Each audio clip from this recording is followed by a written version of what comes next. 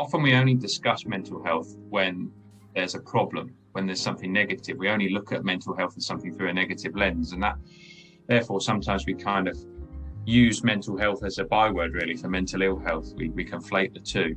So only ever talking about it when there's a problem immediately puts a negative spin on it. Often we fear the consequences. So if it's in the workplace, it might be, how will my colleagues view me? Will they laugh at me? Will they dismiss me? Will this affect my promotion prospects? Will I not be sort of trusted with certain projects? Will people shy away from giving me difficult tasks to do? Will they not trust me to do things? So I think a lot of it is our own kind of self-induced perception in terms of what others will think.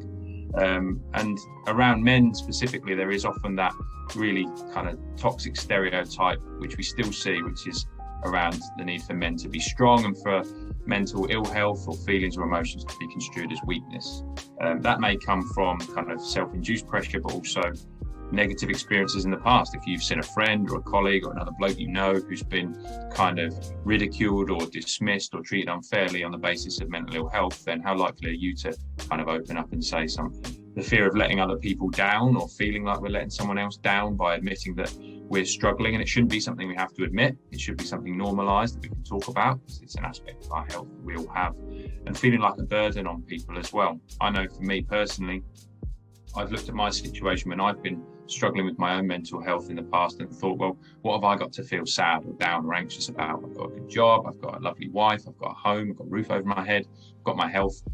So I don't want to look outwards and think, well, I'm going to add to someone else's problems who's got a much more difficult situation than me. So I think sometimes that's why we hold it in as well. So there's a lot of different dynamics there, but I think it comes back to fear of consequence quite a lot of the time. We see in the workplace mental health talked about in quite judgmental terms as well, and potentially that makes it less likely for a guy to open up and to say something. He might be sat there thinking, well, I've seen how everyone talks about my friend who had to take some time off work, or that guy in the office who's been unwell. I don't want people to talk about me like that. So I think we have to think about the language we use around this as well, and the judgment we attach to it. Not actually talking about mental health as regularly as we could, and actually talking about the good aspects of it and when we feel good, and talking about the positive elements of recovery, for example, and things we can use to stay well.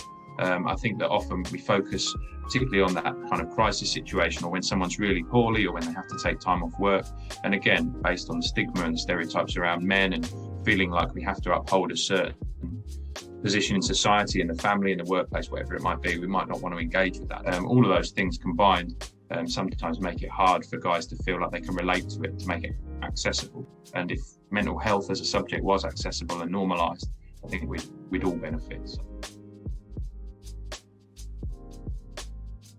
Sometimes there's a bit of a one-size-fits-all approach taken to kind of supporting people with their mental health and well-being. I've come from a kind of training background. I know that that's been an issue in the training around mental health in the past.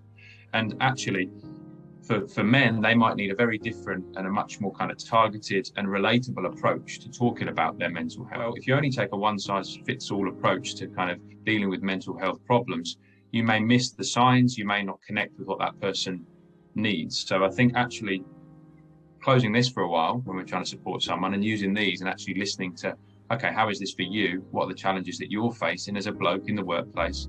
It affords that person the chance to actually open up and not just taking that one-size-fits-all approach. And also missing opportunities and the signs of kind of mental ill health in males specifically as well. Men might typically act out differently, or their mental ill health might manifest differently to women potentially. So kind of harnessing that and bringing men together in peer support networks, something I know mine do fantastically well. So actually bringing together men who of a like-minded persuasion, maybe of a similar level or position within an organisation, who've had similar experiences, it really benefits the wider collective. If you feel like someone understands what you're talking about, have empathy with your situation, you're much more likely to open up. Also, you get that really nice effect of that kind of reciprocal helping of one another. I also read some research recently that said that guys are more likely to open up if they feel like they can reciprocate it for someone else. It's almost transactional. Okay, I'll tell you what I'm struggling with, but let me help you in return. It feels like a more kind of honest way of doing it, looking at the research. And I think peer support networks do that brilliantly well. And I feel that's really, really, really important and often overlooked in workplaces around mental health is the benefit of role modeling and the advantages that can have. And I think particularly for men who, as we've acknowledged, typically find it harder to open up and to express emotions and to talk about those struggles that they're encountering. I think having a positive male role model within your organization, whether it's a boss, whether it's a senior leader, whether it's your CEO, they don't have to necessarily bare their soul and talk about their own mental health struggles, whether or not they've had them, but actually just by acknowledging from a position of authority and influence that it's fine to talk about this stuff, actually showing a bit of kind of vulnerability as well. Organizations where I've been lucky to see potentially a male role model, maybe a leader, maybe even a CEO in some circumstances within an organization, who's willing to acknowledge that they've found things hard, or they've made mistakes, or perhaps they've struggled with motivation, or maybe they felt anxious, particularly around COVID as well, actually recently. And what that does is it empowers everyone below to think, wow, if he can say it, and he can access support, and he can admit that things get tough, and he's a human being, then I can do it as well. So I think role modeling is something that's really, really important, because you might have that person at the bottom of the pyramid who's desperate to open up because they're struggling, or maybe they're desperate to spread that awareness, but there's only so far that can go.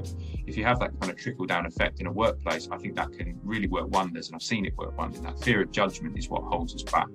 So if you've got guys in a space where they feel like they can open up without that being taken out of context or having an influence on their work life or their ability to promote or to progress or their job security, then you thread that through with some positive stories about mental health recovery, to see it through a positive lens, then all those things enable us to feel like we can open up.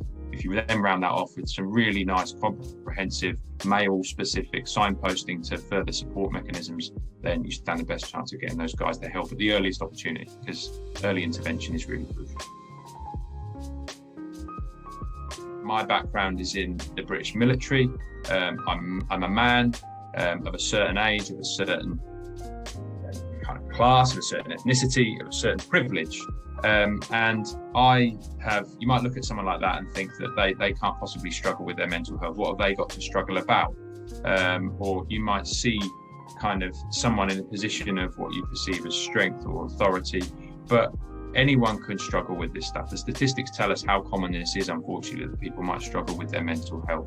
So my first thing would be to say to everyone out there to try and exercise that compassion and that patience, particularly at a time when so many of us have found it difficult with regards to the impact of the pandemic. And also, if you're that person out there that's struggling, particularly if you're a guy that is finding it hard for all the reasons we've talked about with regards to stigma, you're worrying about burdening people, you're worrying about what people will think, take it from me that you're not the only one, and that this can affect any of us, and that asking for help and getting some support is a strength. It's not a weakness. It shows self-awareness. It shows that you are a strong guy who's willing to reach out and admit that vulnerability, and you won't regret it, because people will rally around you.